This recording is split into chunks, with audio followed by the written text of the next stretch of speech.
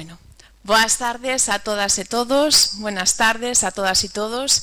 En primer lugar, quiero dar las gracias al comité organizador de estas segundas jornadas de la SOGAFI por haber contado conmigo para participar activamente en ellas, lo cual es un enorme placer y además es maravilloso poder retomar la presencialidad como antaño. Gracias también a todos los asistentes por vuestra participación. Y ya sin más dilación voy a comenzar con esta ponencia sobre la rehabilitación cardiorrespiratoria tras un ictus, llamada hacia un nuevo paradigma. Para abordar esta temática trataré de dar respuesta a tres preguntas que considero fundamentales. La primera es ¿por qué hablar de rehabilitación cardiorrespiratoria en el paciente que ha sufrido un ictus? La segunda es ¿cuándo debemos de implementar este tipo de abordaje? Y la última es ¿qué nos dice la evidencia científica al respecto? Comenzando entonces a justificar por qué pienso que es necesario este tipo de abordaje basado en la rehabilitación cardiorrespiratoria en el paciente con ictus, lo primero que quiero es que todos ustedes piensen en los componentes de un programa de rehabilitación pulmonar o los componentes de un programa de rehabilitación cardíaca.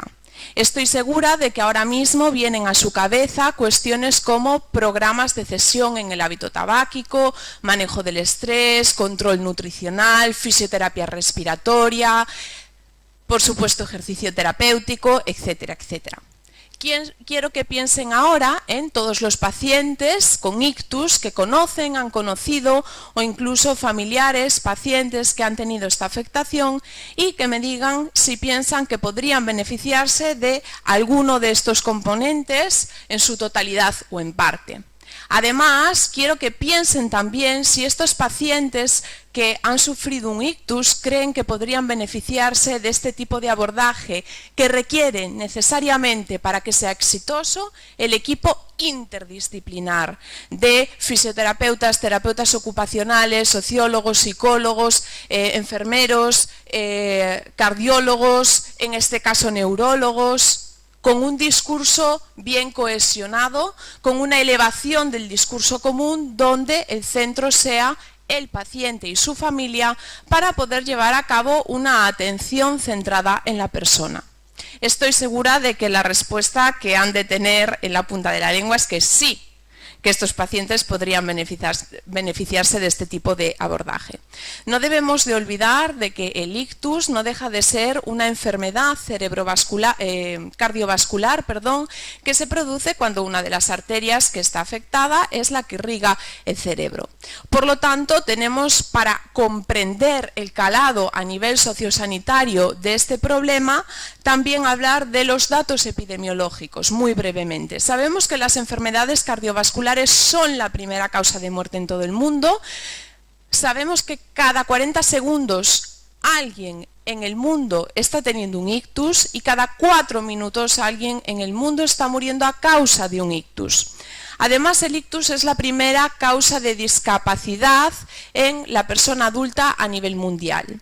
Y un dato más muy importante que nos arroja este estudio de 2020 de la prestigiosa revista The Lancet es que en el año 2019, es decir, antes de que la COVID-19 llegase a nuestras vidas, 2,4 mil millones de personas en todo el mundo presentaban algún tipo de discapacidad por la que se hubiesen beneficiado de un programa de rehabilitación, dentro de los cuales 86 millones padecían un ictus.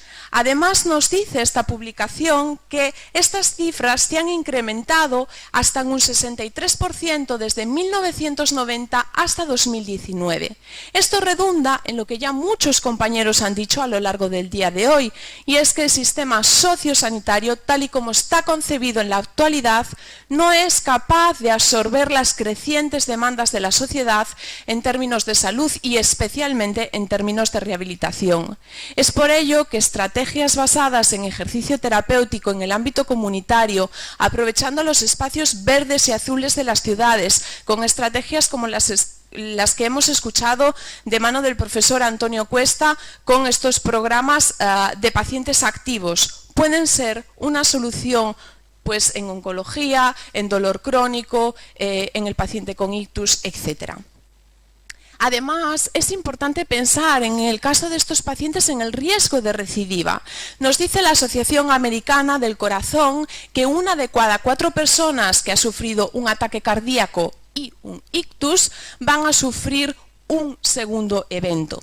Y un metaanálisis ya del año 2011 nos decía que este riesgo de recidiva es incremental a medida que va pasando el tiempo desde el primer evento y aumenta hasta un 40% después de los 10 años.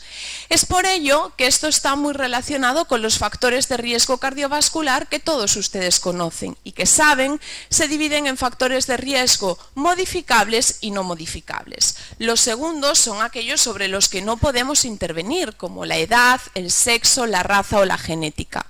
Y los modificables son aquellos sobre los que tenemos un ámbito de intervención tanto desde el punto de vista preventivo como terapéutico. Estos son la hipertensión, el colesterol, la diabetes, la obesidad, la dieta pobre, el hábito tabáquico y la inactividad y sedentarismo. Como ven, muchos de los que aparecen en el listado en primer lugar están retroalimentados por los efectos de la inactividad física y el sedentarismo. Pero ante tanto dato abrumador traemos también una buena noticia y es que los factores de riesgo no modificables quedan relegados a un 20% de los factores de riesgo cardiovascular generales, estando en un 80% los factores de riesgo modificables. ¿Qué significa esto? Que muchos de los ictus que se producen en el mundo son evitables. ¿Cómo? A través de programas de prevención primaria como el que nos ha mostrado nuestra compañera Fernanda, sin ir más lejos. ¿Qué pretenden estos programas? Bueno, pues evidentemente reducir la incidencia de la enfermedad para así también aliviar los costes sociosanitarios del sistema, que en el caso del Sistema Nacional de Salud supone aproximadamente 7.000 euros por caso de ictus agudo. Pero la pregunta ahora es, entonces, ¿el ejercicio nos protege de sufrir un ictus? Pues evidentemente sí, yo creo que esto ya se ha comentado a lo largo del día de hoy. En esta publicación del año 2018 pueden ver cómo a medida que vamos aumentando los minutos semana que realizamos de actividad física, va decayendo significativamente el riesgo de padecer un ictus que está representado por la línea azul oscura. Esto que les estoy comentando ahora mismo en un foro de profesionales sanitarios, ya hace muchísimos años que lo tienen claro en otros contextos. Aquí tenemos infografías que vienen de la Sociedad Americana para el Corazón y el Ictus, que siempre trabajan en conjunto, en donde tenemos una infografía ya para la población de hace por lo menos 7 años, que dice: después de un ictus continúa moviéndote, menos tiempo sentado viendo la televisión y más pasar el aspirador, pasear al perro, etc. La campaña actual dice: ¿qué hacer en lugar de tener un segundo ictus? Pues dice: revisa tus factores de riesgo, mantente activo, come mejor, etcétera, etcétera. También lo tenían claro y lo siguen teniendo claro la Asociación Canadiense para la Recuperación del Ictus. Esta es la interfase de su página web de hace por lo menos también 7 años. Hoy en día ya no lo es, pero no la he querido cambiar porque me parece muy relevante que lo primero que aparecía cuando clicabas en su página web es prevención secundaria. Si has tenido un ictus, maneja tus factores de riesgo como educación para el paciente, ejercicios, cesión del hábito tabáquico, etc. Ya también en el año 2012 tenían claro esto los médicos londinenses, que realizaron una guía de práctica clínica donde dicen: después de un ictus el paciente debe de participar en programas de ejercicio con el fin de mejorar su capacidad cardiorrespiratoria y fuerza-resistencia, siempre que no existan contraindicaciones para esto. Y además ya nos decían que los ejercicios orientados a la tarea son los que debemos de escoger en primer lugar. Una vez que hemos justificado por qué hablar de este tipo de abordaje, conviene saber ahora cuándo lo vamos a aplicar, y para ello es necesario revisar cuáles son las consecuencias que un ictus puede tener a nivel cardiorrespiratorio. Y voy a centrarme concretamente en el ictus crónico. Por supuesto, todos los presentes saben muy bien cuáles son las consecuencias que un ictus tiene a nivel motor, a nivel sensitivo, afectivo, cognitivo, de deglución, etcétera, etcétera. Sin embargo, la pregunta es si tenemos tan claro qué sucede a nivel del sistema cardiorrespiratorio y muy especialmente del sistema respiratorio, puesto que a lo largo de las décadas todos los métodos, técnicas, conceptos, etcétera, han abordado suficientemente todos los problemas que se enuncian en la diapositiva, pero no tanto así se ha integrado la valoración sistemática del sistema cardiorrespiratorio. En este sentido, es importante destacar que los pacientes que han tenido un ictus presentan una baja tolerancia al esfuerzo. Además, presentan velocidades de marcha bajas, de 0,4 a 0,8 metros por segundo, que son insuficientes para cruzar una calle con seguridad. Además, presentan una reducción importante en términos de VO2 máximo o pico en esta magnitud, hasta un 87% de reducción. En este estudio podemos ver representado un grupo de personas que ha tenido un ictus con un grupo de personas sanas apareadas por edad y sexo. Y vemos cuál es su capacidad cardiorrespiratoria en términos de VO2. En las barras horizontales vemos representados los 3 y 5 METs, que es lo que necesitamos para poder realizar nuestras actividades de la vida diaria con suficiencia. Pueden observar que los pacientes que han tenido un ictus no alcanzan estos niveles de VO2 pico suficientes para desarrollar sus actividades de la vida diaria con esa suficiencia de gasto metabólico.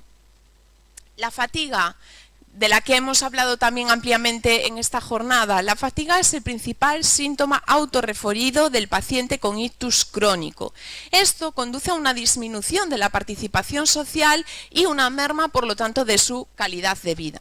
Y todo esto que he comentado redunda en un aumento y una retroalimentación de los factores de riesgo cardiovascular. Además, teníamos esta incógnita de qué sucede con el sistema respiratorio. En el año 2010, cuando yo comencé a realizar mi tesis doctoral, queríamos realizar un programa de rehabilitación cardiopulmonar para el paciente con ictus para hacer a domicilio. Y cuando nos pusimos a revisar la literatura, nos dimos cuenta de que las consecuencias del ictus a nivel respiratorio en el estadio agudo y subagudo estaban muy claras porque comportan un riesgo vital, por lo tanto estaban estudiadas y bien atendidas, pero no así en la fase crónica, es decir, de más de 6 meses de evolución. Por eso nos tocó empezar la casa por los cimientos y no por el tejado como nos gustaría, y realizamos un estudio observacional descriptivo en el que reclutamos a 33 personas con ictus crónico y otras 33 personas sanas apareadas por edad y sexo con los primeros. Le realizamos espirometrías simples y forzadas, presiones respiratorias máximas, máxima ventilación voluntaria, test de 6 minutos marcha, entre otras mediciones, y los principales resultados que resumo muy brevemente es que existe una reducción significativa de los principales volúmenes pulmonares en el paciente con ictus crónico cuando los comparamos con sus valores de referencia y con el grupo control de personas sanas. También hay una disminución significativa de la máxima ventilación voluntaria, que no es más que el reflejo de la baja resistencia a la fatiga de estos músculos, y además hubo una correlación significativa entre los principales volúmenes inspiratorios y los metros caminados en el test de 6 minutos marcha. Quiero que retengan este dato por unos minutos porque lo rescataremos al final de la presentación, y es lo que sucedió con las presiones respiratorias máximas, que es un reflejo de la fuerza de nuestros músculos respiratorios. La barra azul clarita son los valores de referencia de las personas que tenían un ictus, la barra azul oscura las personas que tenían un ictus, y la barra color ocre son los sujetos sanos apareados por edad y sexo. Como ven, tanto la presión inspiratoria como la presión expiratoria máximas estaban disminuidas. Y esta disminución no solo fue estadísticamente significativa, sino que fue clínicamente relevante. ¿Qué quiere decir esto? Que efectivamente los pacientes que tienen un ictus en estadio crónico se sabe que presentan debilidad de sus músculos respiratorios. El punto de corte para marcar la debilidad nos lo marcan las guías de la Sociedad Española de Neumología y Cirugía Torácica y es estar por debajo del 65% del valor de referencia.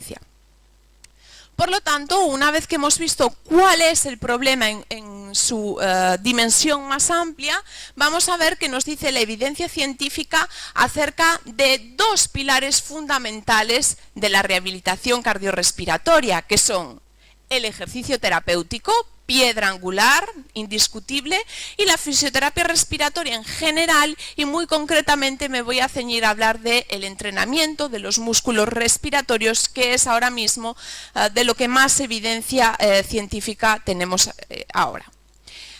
Bien. Podemos afirmar que, y esto me ha recordado mucho a la presentación de nuestra compañera Cristina Roldán, como desmitificando algunas cuestiones, ¿no?, que teníamos ahí a veces en la cabeza sobre el ejercicio en determinadas poblaciones complejas.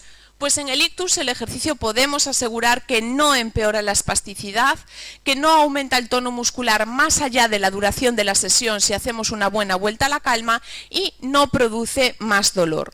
Además, cuando hacemos ejercicio aeróbico en tapiz rodante, aumentar la intensidad en este tipo de trabajo no empeora el patrón de marcha. Y lo que sabemos es que disminuye el riesgo de esas recidivas de enfermedades cardiovasculares porque actúa sobre los factores de riesgo cardiovascular. Tenemos esta revisión de la Cochrane del año 2020 que incluye a 3.017 pacientes en donde se comparaban las intervenciones de ejercicio, bien sea cardiorrespiratorio, fuerza resistencia o mixto, con el usual care, la no intervención o la intervención no basada en ejercicio.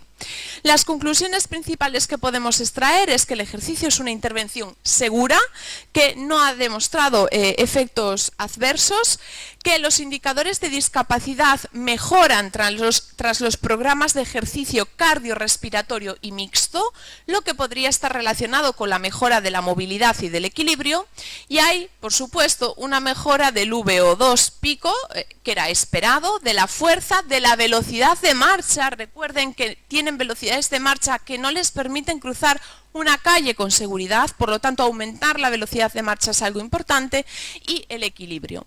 Y además el aumento del VO2 se ha relacionado con menor probabilidad de ingreso tras un ictus. Una publicación anterior, del 2017, estudiaba las sesiones de circuito por estaciones en grupos con ejercicios orientados a la tarea, con ejercicios que se realizaban de manera repetida. Las principales conclusiones es que este tipo de intervenciones mejoran los metros caminados en el test de 6 minutos marcha y la velocidad de marcha, y otros muchos test de los que hemos hablado también aquí, como el test de Time Up and Go, test del equilibrio, la escala de impacto del ictus, etc. Y además no aumenta el riesgo de caídas. Al tiempo, estos resultados fueron independientes del tiempo de evolución del ictus. Esta publicación, que salió en el 2017, viene a confirmar la evidencia de lo que llevábamos haciendo desde aproximadamente el año 2013 en la clínica Cefin en neurología, que es un programa de ejercicio terapéutico que hemos llamado Neurotex, en donde había una parte de calentamiento, una parte principal de ejercicio aeróbico en circuito por estaciones con ejercicios orientados a la tarea, siempre monitorizando frecuencia cardíaca, saturación de oxígeno, tensión arterial y escala de Borg modificada para fatiga, esfuerzo percibido y disnea, y una parte también dentro de la principal de ejercicios de fuerza y resistencia. Y por último, una parte de enfriamiento y vuelta a la calma. Y ya para finalizar, en cuanto a el entrenamiento de los músculos respiratorios, que yo creo que es un poco lo más desconocido y lo menos implementado en el ámbito clínico. Sin embargo, aquí sí que hay un gran gap entre la evidencia científica y la implementación clínica. Desde el año 2012 son numerosísimos las revisiones sistemáticas con metaanálisis, nivel más alto de evidencia científica a la que podemos aspirar, que habla del entrenamiento de músculos respiratorios en el paciente con ACV. De hecho, es muy llamativo que en los últimos 5 años han salido 7 revisiones sistemáticas con metaanálisis. Esto nos daría para en un café analizar, ¿no? Críticamente estas publicaciones, pero como ahora no tenemos tiempo, me voy a limitar a ofrecerles las principales conclusiones, las que considero más, digamos, fiables. Sabemos que el entrenamiento de los músculos respiratorios, como no podría ser de otra manera, mejora la fuerza de los mismos, tanto los inspiratorios como los expiratorios, y su resistencia, pero también se traduce en mejorías funcionales. Mejora en los metros recorridos en el test de 6 minutos marcha, mejora parámetros de función pulmonar, disminuye las complicaciones respiratorias, es decir, las infecciones respiratorias, mejora la sensación de disnea, tiene efectos positivos sobre la disfagia y la disartria y mejora la estabilización central del tronco, especialmente cuando se introduce entrenamiento no solo de los músculos inspiratorios, sino también de los músculos expiratorios. Por lo tanto, para concluir, es necesario incrementar las estrategias de prevención secundaria tras un ictus. El modelo de rehabilitación cardiorrespiratoria podría ser extrapolable a las personas que han tenido un ictus, teniendo en cuenta que la piedra angular es la prescripción de ejercicio terapéutico con una dosificación y seguimiento individualizados.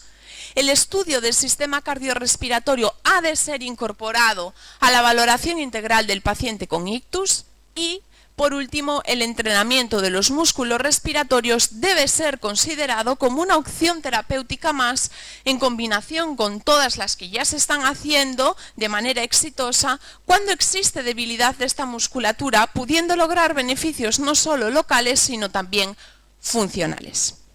Esto era lo que quería compartir con ustedes. Muchas gracias por su atención y ahora quedo a disposición para el debate. Muchas gracias.